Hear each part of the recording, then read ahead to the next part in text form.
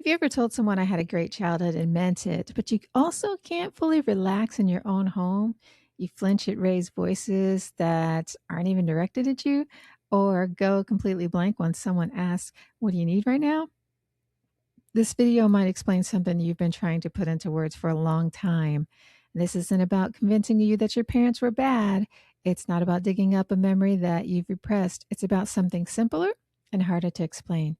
Your nervous system can carry a story your memory never got to write. Here's the part most people miss. Trauma isn't only the big, obvious stuff, the kind with the clear before and after. A lot of what shapes us happened before we have language for it, before we even have a working memory to store it as a story. Psychologists call this implicit or procedural memory. It's not a memory of an event, it's a pattern the body learned and kept. So if your body learned at 2 or 3 years old that it had to stay alert, stay small, or stay useful to be safe, that pattern doesn't show up later as a memory. It shows up as a default setting. And defaults are invisible because they just feel like who you are. That's why you can have a genuinely loving home and still carry this. So let's look at what it actually looks like. Number one, hyperindependence.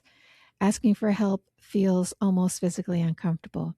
You'd rather struggle alone for hours than send that one text saying, "Can you help me with this?" Somewhere along the way, you learned that needing someone was a risk, so you built a life that doesn't require it. Two, you read a room before you even say hello.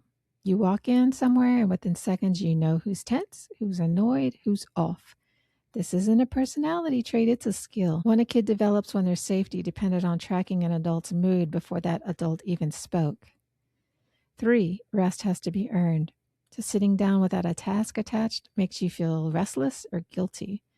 Productivity isn't ambition here. It's an old rule that says you're only allowed to take up space if you're being useful.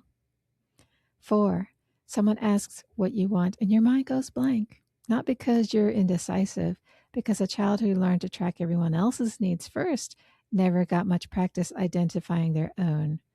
The want muscle just never got built.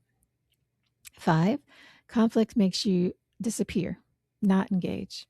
You'd rather agree, apologize, or go quiet than risk someone being upset with you, even over something small.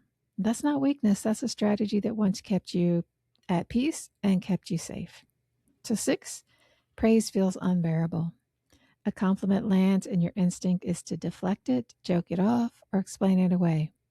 Being truly seen, even with something good, can feel exposing, as if being noticed wasn't always safe growing up.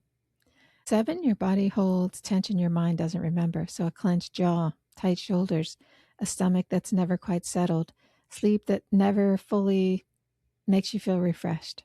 The body keeps the score even when the mind has nothing written down. If none of this connects to a clear bad memory, it makes sense.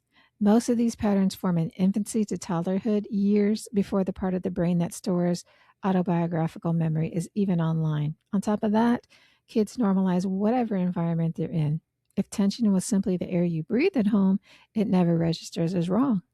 It registers as normal, which is exactly why it's hard to spot later on. You're not looking for an exception, you're looking for the water you've always swum in. And to be clear, none of this means your parents were abusive or that your childhood needs to be rewritten as a horror story.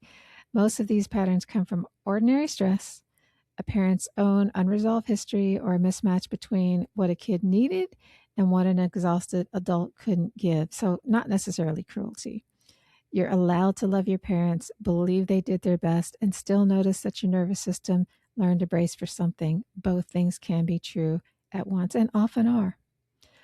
If even one or two of these landed, it doesn't mean you're broken. It means your nervous system did exactly what it was built to do, keep you safe with tools that it had at the time.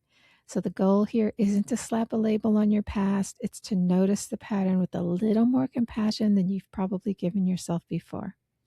If this resonated, it might be worth exploring with a therapist, particularly one trained in somatic or attachment-based work, because naming a pattern is the first step. But the body usually needs more insight to actually let go. So thank you so much for tuning in. I hope this was helpful. Please like, share, and subscribe, and I'll see you on the next one. Thanks.